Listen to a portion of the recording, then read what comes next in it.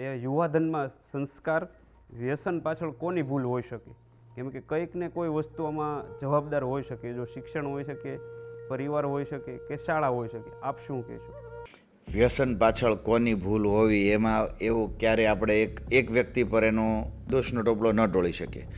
વ્યસન છે એ વ્યક્તિએ જાતે ચોઈસ કરેલી વસ્તુ છે. એમાં મા બાપને પણ ન કહી શકીએ.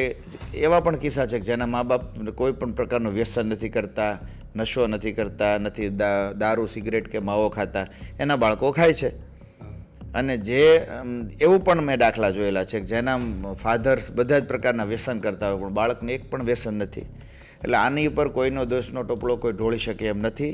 વાતાવરણ, મિત્રો અને વધારે પડતા પૈસાની સગવડ અથવા પૈસાની સગવડ ન હોય પણ આ જે ફિલ્મો કે સ્ટોરીઓ કે ફેસબુક, ઇન્સ્ટા આ બધું જોઈને બાળક શીખે અને જો કોઈ રોકો ટોકોવાળું ન હોય તો આ પછી આ વસ્તુ એવી છે કે એકવાર ઘૂસ્યા પછી એમાંથી રિટર્ન આવવાની શક્યતા બહુ નહિવત છે.